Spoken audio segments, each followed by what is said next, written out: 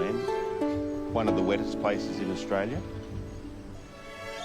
An ideal place to grow tropical species, which is a thing that we've been obsessing about for many, many years. My name is Arden. My name is Chris. About 30 years ago, I was living in Cairns and working as a nurse. I went to Brisbane for a year and rented my house to someone who turned out to be Arden's brother. This person left the tenancy in midstream and gave the house to Arden, who, by the time I'd got back, had a greenhouse in the garden, and it was looking like I was never going to get rid of him. But luckily, it turned out that I didn't want to. We run our nursery from the house, and the advantage there is that you are then able to constantly observe the life cycle of the plants.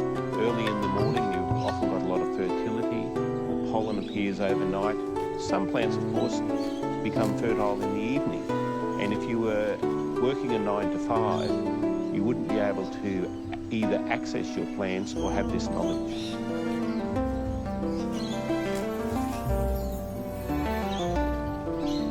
We have 4 different greenhouses. We have my house, the orchid house, a seedling house, and the large greenhouse.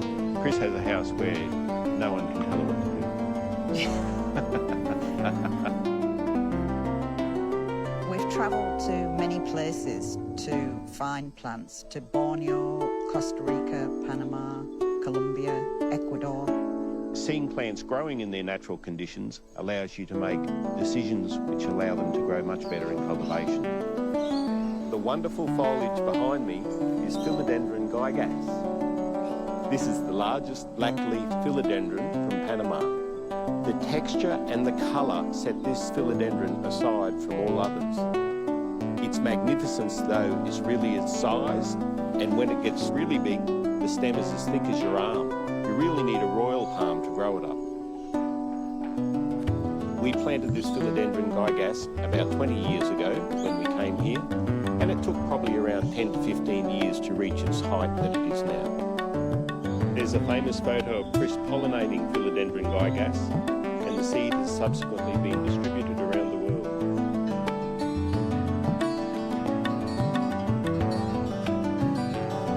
We've been on this property now for 22 years. When we first got here, there were very few trees here. We got a big machine in and dug into the ground to make the foundations for the greenhouse, so that it was a bit tucked in, so that when the cyclones come, they wouldn't take all the shade cloth with them. This is Anthurium walkerianum, which is part of the Anthurium family, a large branch of the aroid family.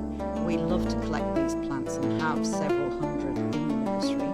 The velvet texture and the veins on this plant make it stand out and pop. It needs the sort of conditions it has here, a moist, humid atmosphere.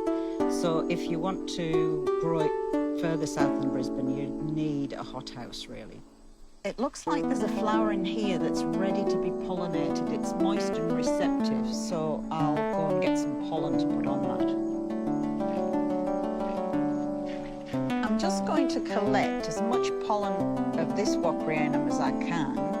Nice, fresh, dry pollen like this is perfect to put onto a receptive plant elsewhere or to freeze if necessary. Now what I'm going to do is put the pollen onto this flower, try and cover as much of the flower as possible, and then in about 2 months' time we'll have a long, fat seed head big with seed. This is a walkerianum that I pollinated about 2 months ago. In another couple of days it'll be ready to harvest. I'll cut the seed head off at that time. We take the seed, squeeze them out of their little compartments, and they're surrounded by a goo, and clean all the seed, and then put them into plant pots in a good growing region. This tree behind me with the pink flowers is Erythrina amazonica. The pink flowers occur after defoliation. So as we go into the dry season, all the leaves fall off. The pink flowerets fall from the flowers under the tree and produce a spectacle themselves. This is a very striking plant that would do well in any garden. When you grow plants, there's always something exciting and new. You can go out into the greenhouse and there's a new leaf. There's a new flower. You've had a successful pollination. There's some new seedlings coming on that you've never seen before. It's always exciting. And it's this that really inspires you to keep going. We'll be growing plants and looking after them until we're in our wheelchairs, four-wheel drive wheelchairs.